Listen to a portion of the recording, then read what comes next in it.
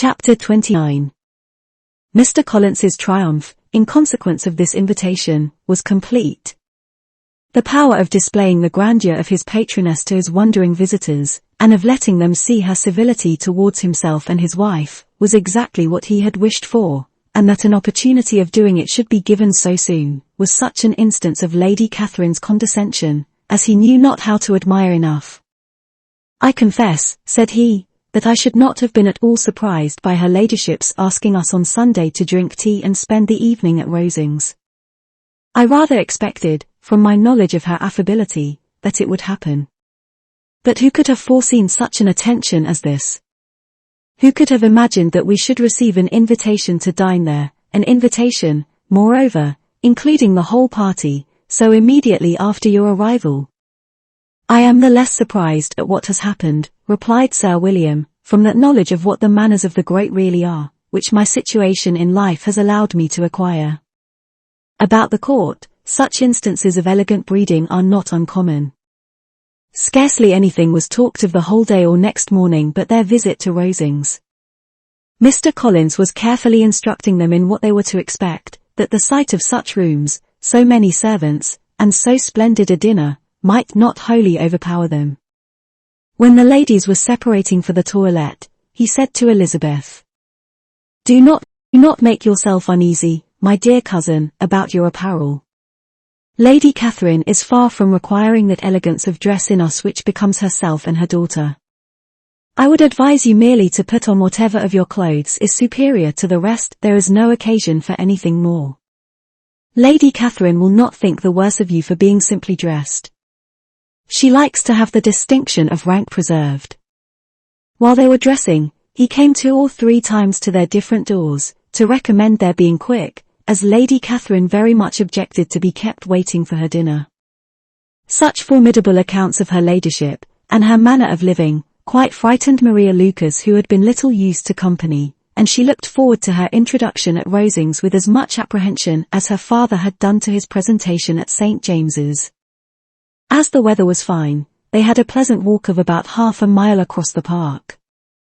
Every park has its beauty and its prospects, and Elizabeth saw much to be pleased with, though she could not be in such raptures as Mr. Collins expected the scene to inspire, and was but slightly affected by his enumeration of the windows in front of the house, and his relation of what the glazing altogether had originally cost Sir Louis de Boeuf. When they ascended the steps to the hall, Maria's alarm was every moment increasing, and even Sir William did not look perfectly calm. Elizabeth's courage did not fail her. She had heard nothing of Lady Catherine that spoke her awful from any extraordinary talents or miraculous virtue, and the mere stateliness of money or rank she thought she could witness without trepidation. From the entrance hall, of which Mr. Collins pointed out, with a rapturous air, the fine proportion and the finished ornaments, they followed the servants through an antechamber, to the room where Lady Catherine, her daughter, and Mrs. Jenkinson were sitting. Her ladyship, with great condescension, arose to receive them, and as Mrs. Collins had settled it with her husband that the office of introduction should be hers, it was performed in a proper manner, without any of those apologies and thanks which he would have thought necessary. In spite of having been at St. James's, Sir William was so completely awed by the grandeur surrounding him, that he had but just courage enough to make a very low bow, and take his seat without saying a word, and his daughter, frightened almost out of her senses, sat on the edge of her chair, not knowing which way to look. Elizabeth found herself quite equal to the scene, and could observe the 3 ladies before her composedly. Lady Catherine was a tall, large woman, with strongly marked features, which might once have been handsome. Her air was not conciliating, nor was her manner of receiving them such as to make her visitors forget their inferior rank. She was not rendered formidable by silence, but whatever she said was spoken in so authoritative a tone, as marked her self-importance, and brought Mr. Wickham immediately to Elizabeth's mind, and from the observation of the day altogether, she believed Lady Catherine to be exactly what he represented. When, after examining the mother, in whose countenance and deportment she soon found some resemblance of Mr. Darcy, she turned her eyes on the daughter, she could almost have joined in Maria's astonishment at her being so thin and so small. There was neither in figure nor face any likeness between the ladies. Mr. Berth was pale and sickly, her features, though not plain, were insignificant, and she spoke very little, except in a low voice, to Mrs. Jenkinson, in whose appearance there was nothing remarkable, and who was entirely engaged in listening to what she said, and placing a screen in the proper direction before her eyes. After sitting a few minutes, they were all sent to one of the windows to admire the view, Mr. Collins attending them to point out its beauties, and Lady Catherine kindly informing them that it was much better worth looking at in the summer. The dinner was exceedingly handsome, and there were all the servants and all the articles of plate which Mr. Collins had promised, and, as he had likewise foretold, he took his seat at the bottom of the table, by her ladyship's desire, and looked as if he felt that life could furnish nothing greater. He carved, and ate, and praised with delighted alacrity, and every dish was commended, first by him and then by Sir William, who was now enough recovered to echo whatever his son-in-law said, in a manner which Elizabeth wondered Lady Catherine could bear. But Lady Catherine seemed gratified by their excessive admiration, and gave most gracious smiles, especially when any dish on the table proved a novelty to them. The party did not supply much conversation. Elizabeth was ready to speak whenever there was an opening, but she was seated between Charlotte and Mr. Berth, the former of whom was engaged in listening to Lady Catherine, and the latter said not a word to her all dinner time. Mrs. Jenkinson was chiefly employed in watching how little Mr. Berth ate, pressing her to try some other dish, and fearing she was indisposed. Maria thought speaking out of the question, and the gentlemen did nothing but eat and admire.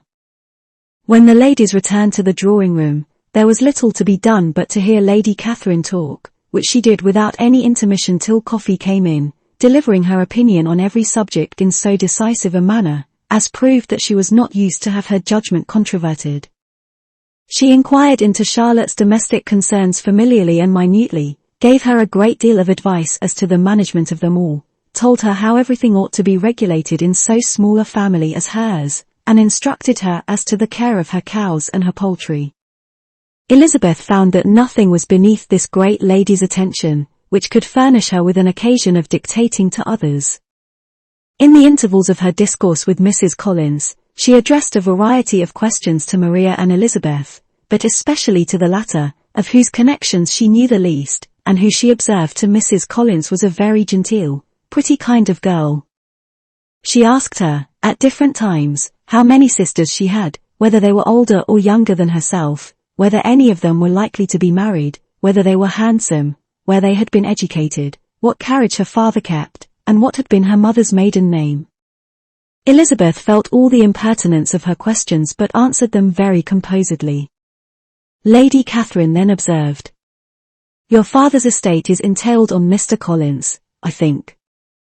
For your sake," turning to Charlotte, "I am glad of it, but otherwise I see no occasion for entailing estates from the female line.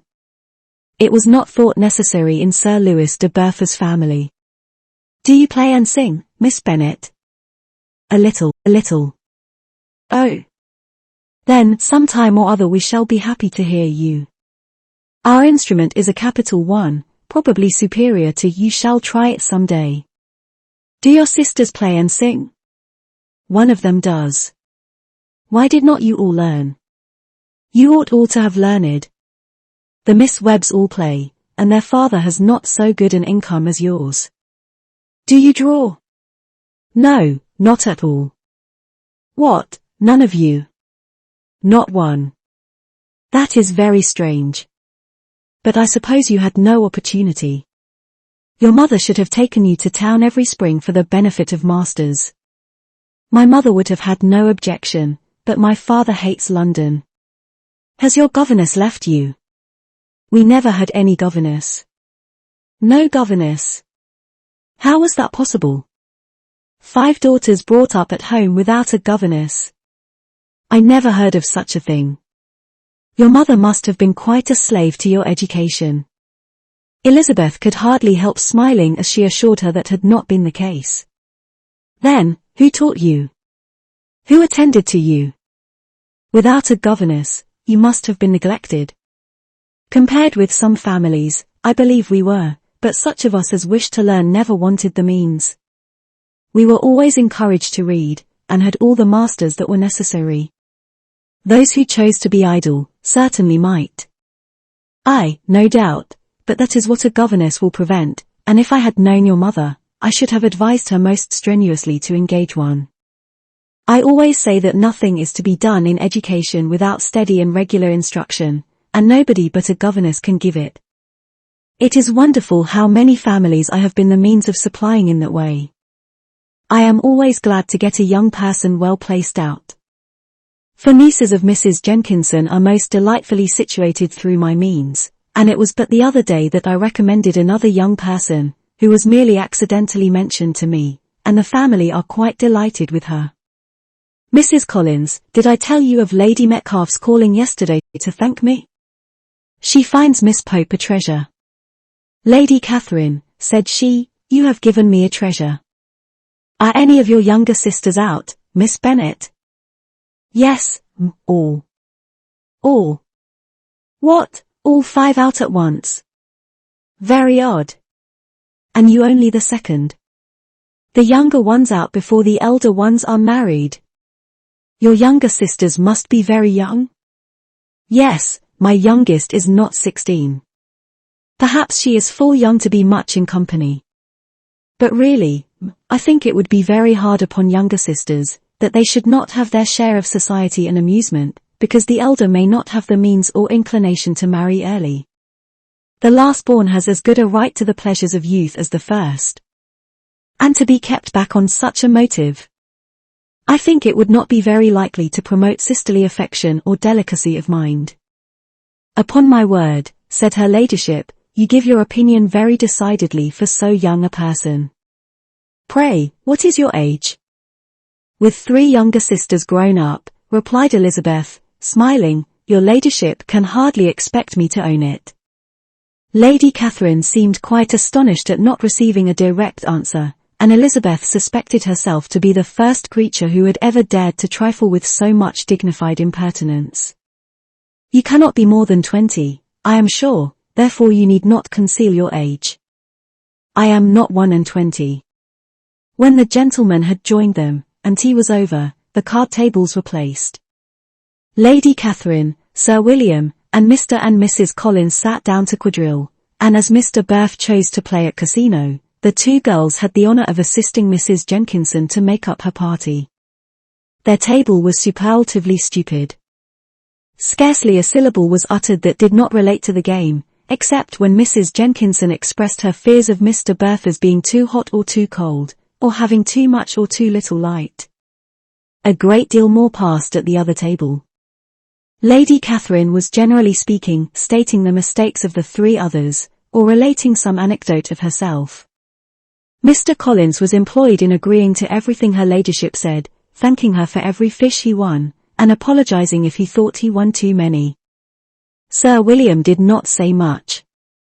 He was storing his memory with anecdotes and noble names.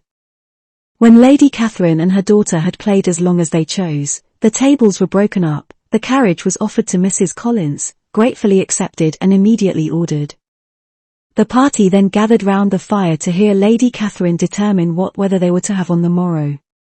From these instructions they were summoned by the arrival of the coach, and with many speeches of thankfulness on Mr. Collins's side and as many bows on Sir William's they departed. As soon as they had driven from the door, Elizabeth was called on by her cousin to give her opinion of all that she had seen at Rosings, which, for Charlotte's sake, she made more favourable than it really was. But her commendation, though costing her some trouble, could by no means satisfy Mr. Collins, and he was very soon obliged to take her ladyship's praise into his own hands.